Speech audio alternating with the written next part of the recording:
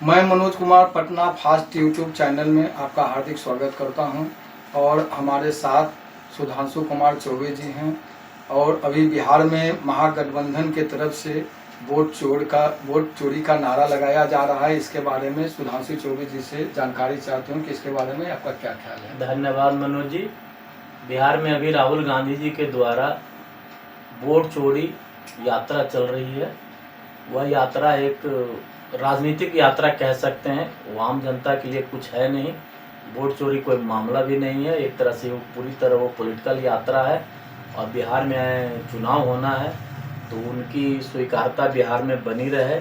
बिहार में वो ज़मीन की तलाश के लिए ज़मीन पर वो पद यात्रा कर रहे हैं। इससे अलावा इससे बिहार के लोगों को कोई लेना देना है नहीं।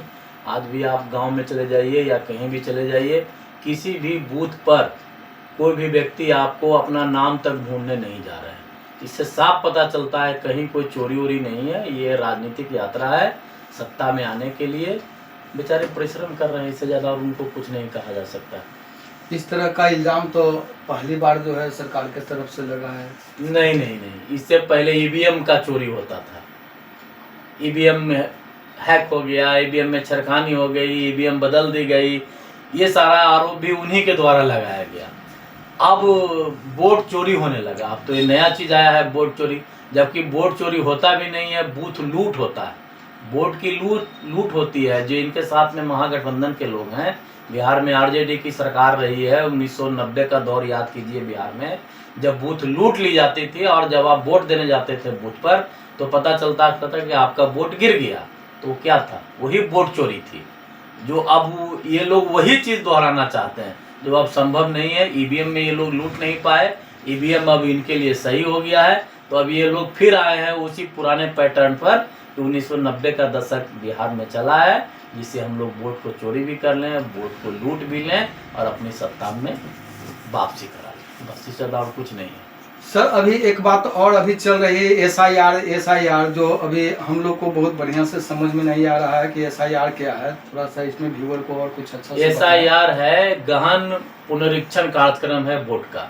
इसमें होता क्या है? इसमें जो वोट का सूची है, वो सूची में से निर्वाचन आयोग हर 10 साल 20 साल पर एक तय करता है कि हम सूची में जितने मृत लोग हैं उनको बाहर कर दें, जो लोग यहाँ नहीं रहता है उसको भी बाहर कर दें, या जो लोग अपना नाम हटा देना चाहते हैं या दो जगह नाम रखे हुए हैं उसका वो गहन पुनरीक्षण करते हैं अपने बीएलओ के द्वारा।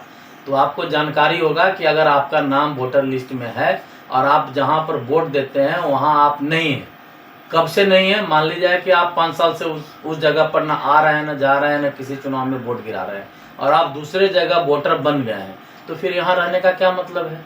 तो वैसे लोगों को गहन पुनरीक्षण के माध्यम से उनको हटा दिया जा रहा है और इसकी सूचना उनको दी जा रही है कि आपका नाम 2 जगह है, आप कहाँ रहना पसंद करेंगे। और या जो व्यक्ति मर गए हैं उनका भी नाम हटा दिया जा रहा है, उनके परिवार से पूछ करके कि हाँ ये मर गए हैं, उनका भी परिवार का सहमति दी जाता है कि ये व्यक्ति मर गए हैं, उनका भी नाम हटाया जा रहा है। कोई व्यक्ति ऐसा भी है जो अभी इलाका ही छोड़ दिए हैं, तो वो पलायन कर गए, तो अब यहाँ उनका वोटर रहने का क्या मतलब है?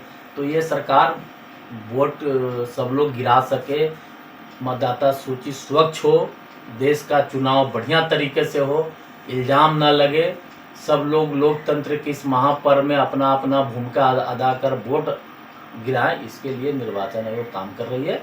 उसके काम में हम लोग को सहयोग करना चाहिए। हाँ, जहाँ कमियां हैं वहाँ उस बात को उजागर भी करना चाहिए, क्योंकि नीचे के स्तर पर बीएलओ काम करता है। कहीं कहीं बीएलओ थोड़ा लापरवाही बरतते हैं, इसमें कहीं कोई दो मत नहीं है।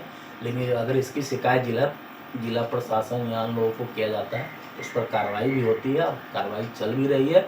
निर्वाचन आयोग समय भी दिए हुए है, आप उस समय का उपयोग कीजिए और जिनका नाम कट गया है बेवजह, वो लोग फिर से अपना आपत्ति दावा करें। अभी मौका है, समय है, वो सही हो जाएगा।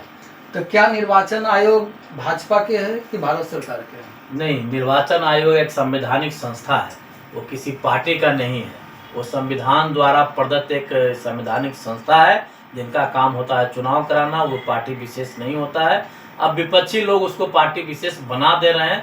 ये विपक्षी लोगों को खुद अपने में झांक के देखना चाहिए कि वो क्या थे और अब क्या है। अगर कहीं पर वैसा है तो सुप्रीम कोर्ट में भी अब मामला चल रहा है। सुप्रीम कोर्ट भी ये कह चुका है कि निर्वाचन आयोग संवैधानिक संस्था है, उनके संविधान द्वारा प्रदत्त जो भी शक्तियां हैं निर्वाचन आयोग उसका उपयोग कर सकती है, उसमें हम हस्तक्षेप नहीं कर सकते हैं। उनको हम सिर्फ सलाह दे सकते हैं, जो अगर उनके मेरे सलाह में अगर उनको लगता है कि ये लागू किया जा सकता है तो वो लागू करने के लिए स्वतंत्र है, अन्यथा नहीं है तो नहीं करें।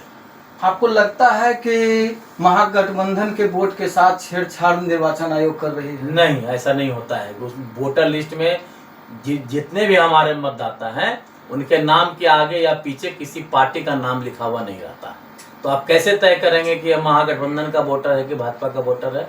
इसलिए ये आरोप बिल्कुल बेबुनियाद है, मूर्खतापूर्ण है, ये तो बात ही बेकार है। चौबे जी से एक चीज और जानकारी चाह रहे हैं कि जब इस तरह की बात है ही नहीं तो फिर इतना हो हल्ला बिहार में महागठबंधन की तरफ से क्यों है? आपको हम पूर्व में ही बताया, बिहार में आने वाला समय चुनाव का समय है, तो पक्ष और विपक्ष सब कोई अपना अपना ढोल पीटेंगे, डंका बजाएंगे। पक्ष वाले भी अपना प्रचार करेंगे, विपक्ष वाले भी पक्ष में आने के लिए अपना प्रचार कर रहे हैं। चुनाव का समय है, माहौल बनाया जा रहा है, इसे इसके अलावा और कुछ नहीं है। धन्यवाद चौबे जी, आपको बहुत अच्छी जानकारी है और बहुत बहुत शुक्रिया जो आपने साझा किया हमारे साथ। धन्यवाद।